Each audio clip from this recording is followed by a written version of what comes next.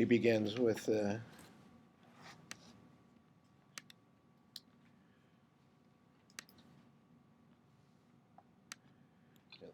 similar claim to Reardon's that there's a plurality of definitions and practices, a great variety.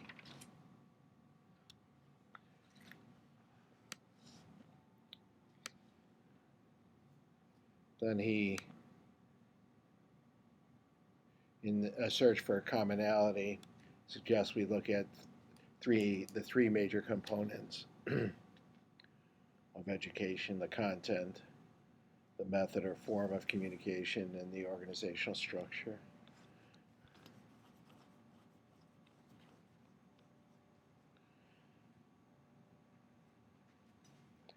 So he asks what content is to be learned in peace education. There's no absolute answer. He points us to the macro-micro relationship. And that's a way to think about content, what level, and the connection between levels, micro and macro, as we think about the content of what we should be teaching. And how integrated the levels, our approach will be. Will we connect the local with the global or the national? We have, and he's suggesting that the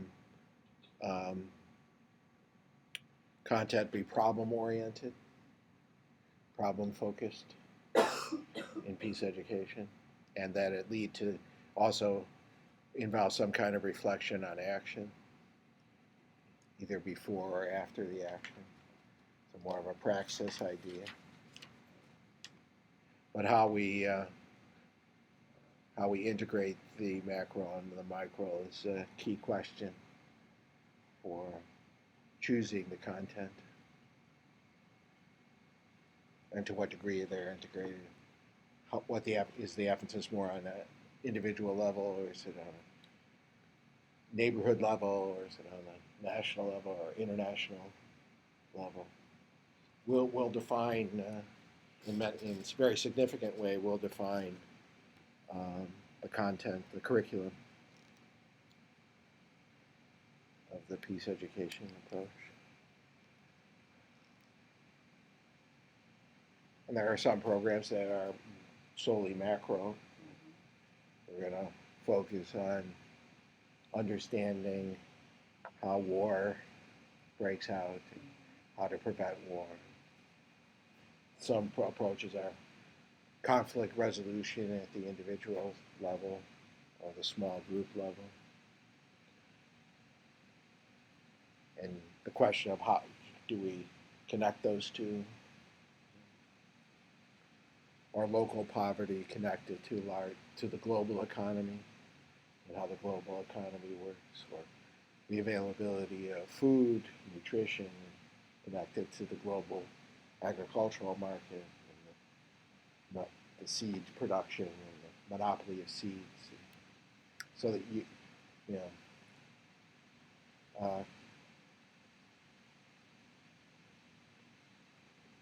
Betty Reardon often talked about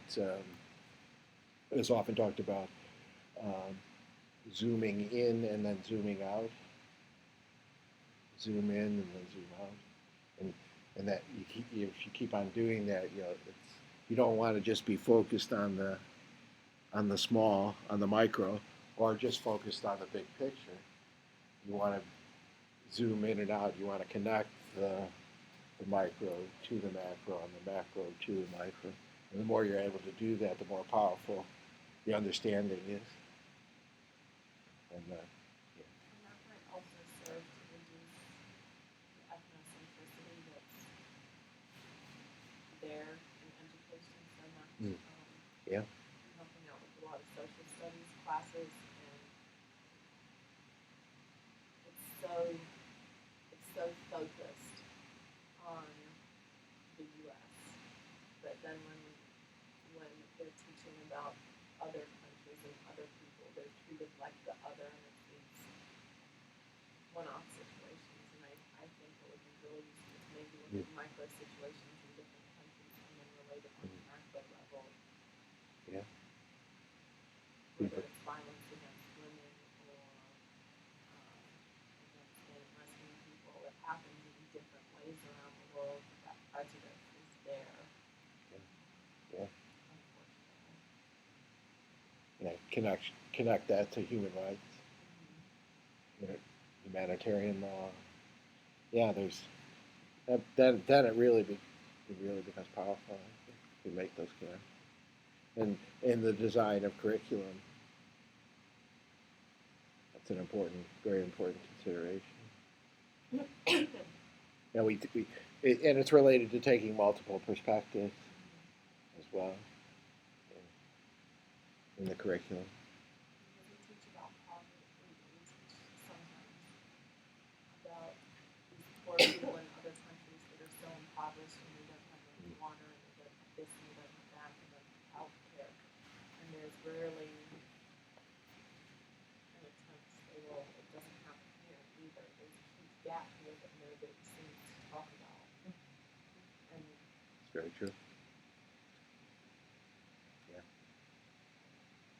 so a lot of people who are living in poverty in this country, obviously they might realize it, but I don't, it's too easy to look at people in other countries and send charity money to other countries. Not that that shouldn't be done. Yeah. But And also, poverty is relative. There's poverty, and then there's poverty. Like there are degrees of it, and that's important to understand. And what's the cause of it? How do we remedy it? And poverty as a form of violence, very powerful form of violence, as we have discussed, structurally violent. It's almost borders on direct violence.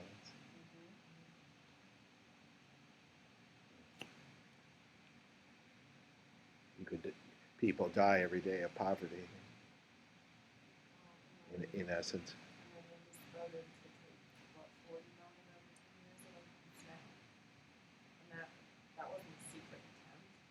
That was explicit. We want to take money away from this program of, Yeah. Well, that's a ideological move by a certain faction, which will go nameless at this point.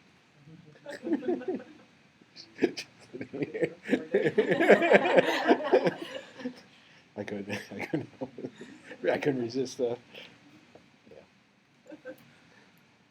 Not to be political. And then the form, the second component, form, the method of teaching, the method of communication, the form of communication. And that the form should be, in principle, in harmony with the idea or conception of peace. And in general, I think it's pretty universal in terms of my understanding that that means that the educational process is more dialogical, more learner-centered than monological, or that various forms of peace pedagogy are active, experiential, dialogical, inquiry-based. And in fact, that certain forms, that anti-dialogical forms, could constitute cultural violence, could be culturally violent. And some forms of teaching are dehumanizing. Probably all had that experience. Gym class. Yeah, well, true. Or teaching, just my experience. Yeah. Classic. Classic. I think that that is the most, that our educational system has become extremely violent.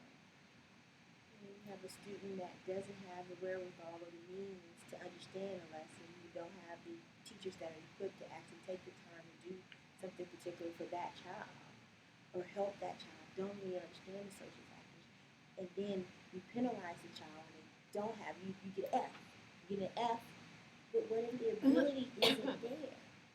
So it becomes extremely violent from every macro and micro. It becomes extremely violent and it becomes direct after a while. Children are experiencing direct violence in the classroom. Yeah. There's a long history of direct violence in classrooms.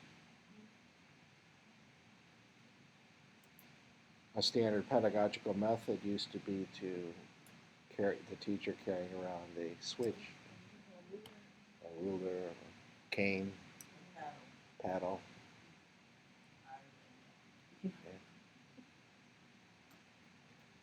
Yeah, the standard method in the 19th century, for example, would have been to memorize the readings. Right?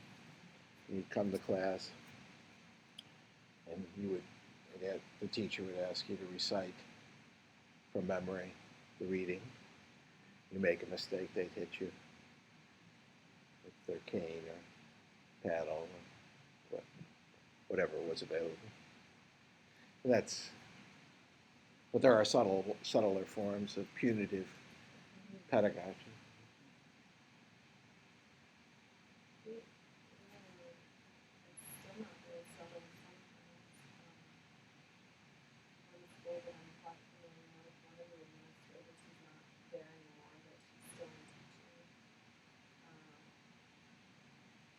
If the child had discipline issues and the parents were mad enough to come and get them, she'd let the parents take the child into one of the offices and close the curtain on school grounds. Wow. And this was 2, 3, 4 years ago.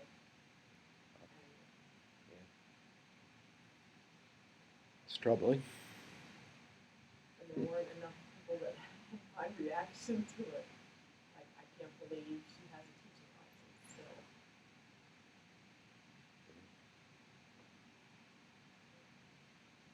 And I don't think that's the only place that's what is happening.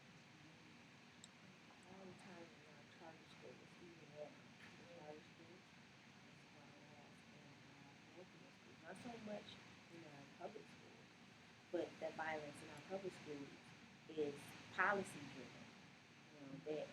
The policies are set and placed in a very violent format. It's zero tolerance for, who says that? Zero. We don't even live at zero as adults, but we want our children to zero. You live nothing.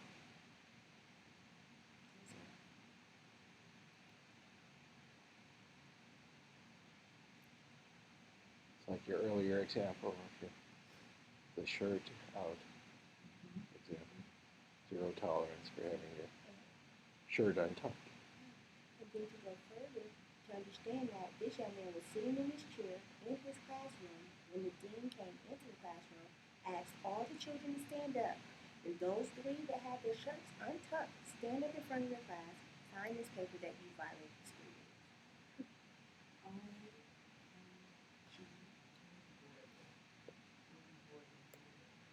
This was 1 boy and 2 girls who broke the rules.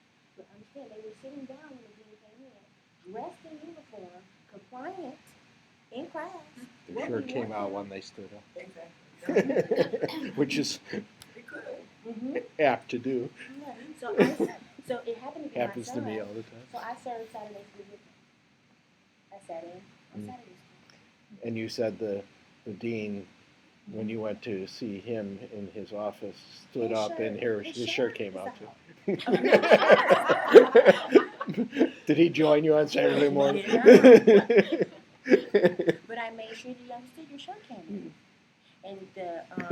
principal said, "How do you get both your parents to come to Saturday school, Joe?"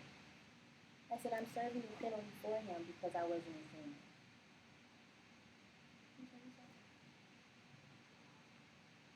An act of civil disobedience. In protest. Yes. Right. So then, for your son. Oh, he was so embarrassed. My daughter sitting out there, she'll tell you, Joseph was so embarrassed. Oh, Mom, do you have to do this? Bring out the guns, every guy. That's serious.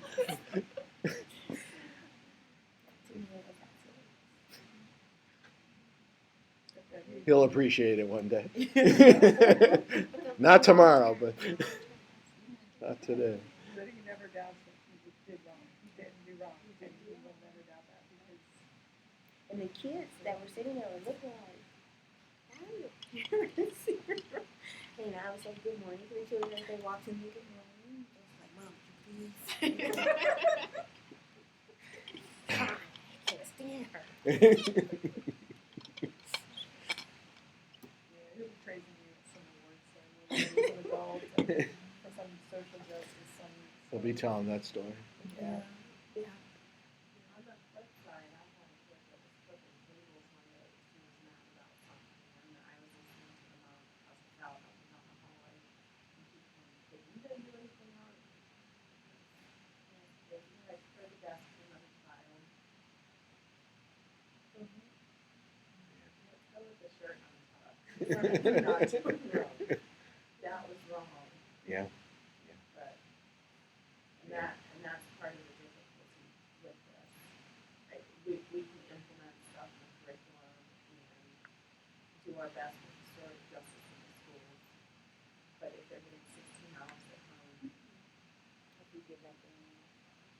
or getting punched because they didn't do their homework right and got a check for something or got corrected on something, how do you undo that? How do you do that?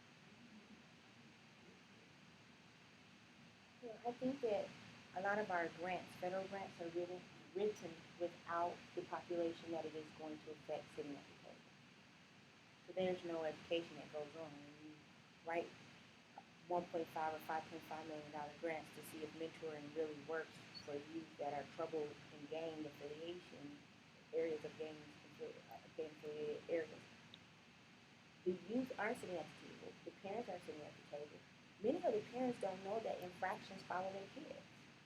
So when you get an out-of-district pass and ask to come into the school, the first thing they do is look at the record and the infractions are in there and say, "No, we don't want your bad kid." And so I think that education is a tool not only for just peace, but I think that once people are given the education of this is what happens, not the commercial with the egg who said this is what happens with your brain on drugs. No, actually show them this is what happens and tell them and walk them through the process. The young man that was arrested today, he was a convicted felon, but he wasn't supposed to have a firearm. And he kept saying, "Well, it's not my gun, it's my company's gun." And he kept telling him, "Shut up, shut up."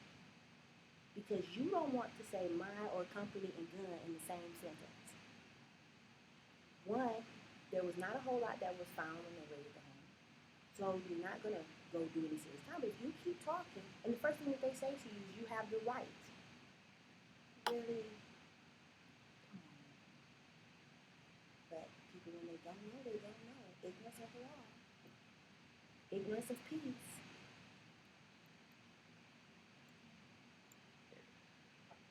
So the form is form of teaching, form of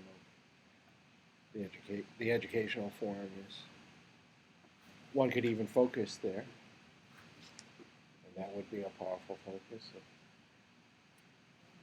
Perhaps an important ingredient of teacher education. Methods consistent with a conception of peace.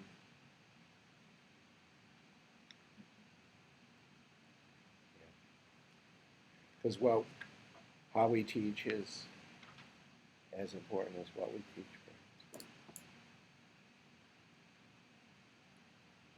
And then the organizational structure. The peace education project might contradict the structure, might be in conflict with the existing structure. It might require a change in the structure of the organization of the school system and that's really important. And that connects to implementation, as we suggested earlier. And I don't think a lot of attention has been given in the peace education literature to organizational structure. And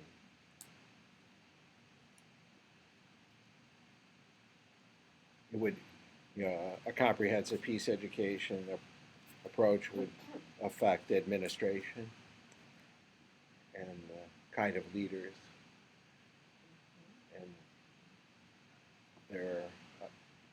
their education, as well as how to organize the school and the educational experience. All right, that's conducive, in harmony with peace goals, peace learning, peace building.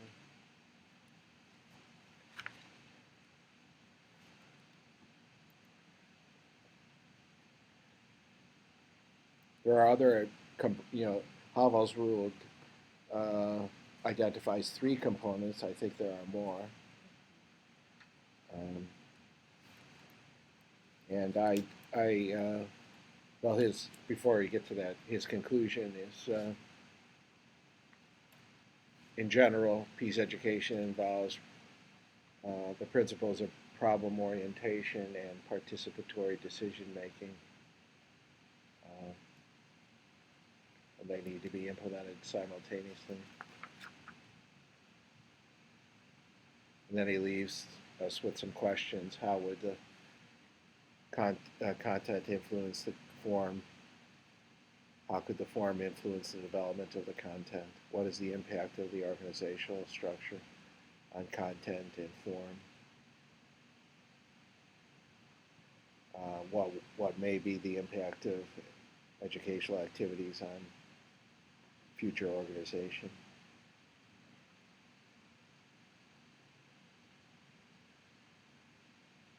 So the content, form, and organization are interconnected.